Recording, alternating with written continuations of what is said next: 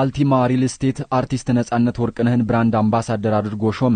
በኮንስትራክሽን ስራ ከተሰማራ 17 ዓመታት ያስቆጠረውና አሁን ደግሞ በሪል ስቴት ስራ 3 ዓመት የሆነው አልቲማ ሪል ስቴት በግንባታ ዘርፍ ረጅም ዓመታትን ያስቆጠሩ የግንባታ ባለሙያዎች የመሰረቱትና በአሁኑ ሰዓት ደግሞ ህልምዎን ይኑሩ በሚል መሪ ቃል ቤቶችን እየገነባ የሚገኝ ድርጅት መሆኑን የተቋሙ ማርኬቲንግ ዳይሬክተር አቶ ዳግም ወርቁ አስታውቀዋል። ድርጅቱ በ3 ዓመታት ጊዜ ውስጥ 2 ግንባታዎችን አጠናቆ ማስረከቡን የገለጹት አቶ ዳግም ከዚህ በተጨማሪ ግንባታው ለመጠናቀቅ ከ80% በላይ የሆነ ሳይት መኖሩን ጠቁመዋል።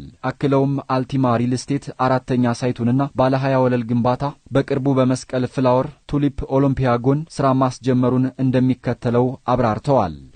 ዋናኛ መርህ አድርገን የያዝናቸው አንደኛ ጥራት፣ ፍጥነትና ታማኝነት የሚሉትን ሶስቱን መርሆች ስለሆነ የመጀመሪያ ፕሮጀክታችን የነበረውን ላንቻ ከአርባ ምንጭ አሳ ቤት ፊት ለፊት 100% አጠናቀን ካርታ አዘጋጅተን ነበር ለደንበኞቻችን ይዘን የገባ ነው። ሁለተኛ ፕሮጀክታችንም እንደዚሁ መስቀል ፍላወር ላይ ሙሉ ለሙሉ አጠናቀን ለደንበኞቻችን አስረክበናል።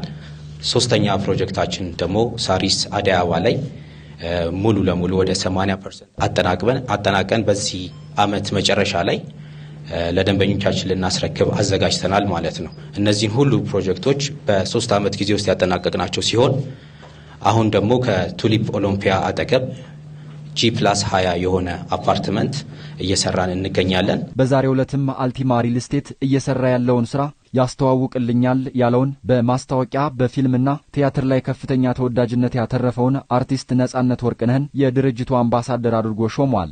ይህንንም ተከትሎ የአልቲማ ሪል ስቴት የማርኬቲንግ ዳይሬክተር አቶ ዳግም ወርቁና አርቲስት ነጻነት ወርቅነህ የስምምነት ፊርማ የተፈራረሙ ሲሆን አርቲስት ነጻነት ወርቅነህም ተከታዩን ብለዋል። ዋናው ነገር ሁሉም ሰው ቤት ቢኖረው እጅግ በጣም ደስ ይለኛል። በእውነት ለመናገር ሁሉም ሰው በአዲስ አበባ ውስጥ የቤት ችግር አለ፣ በጣም የቤት ችግር አለ። አብዛኞቻችን በኪራይ ነው የምንኖረው።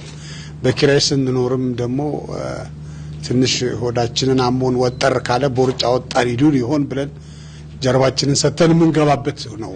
ቤት እንዲኖረው ሁሉም ሰው ጥረት እናደርጋለን። እኛም የተሻለ ስራ ለመስራት ለማስተዋወቅ ቃል እንገባለን። በዚህ አጋጣሚ ስለመጣችሁ በድጋሚ አመሰግናለሁ። እግዚአብሔር ያክብራችሁ። ስትከታተሉት የነበረው የዕለተ አርብ ታህሳስ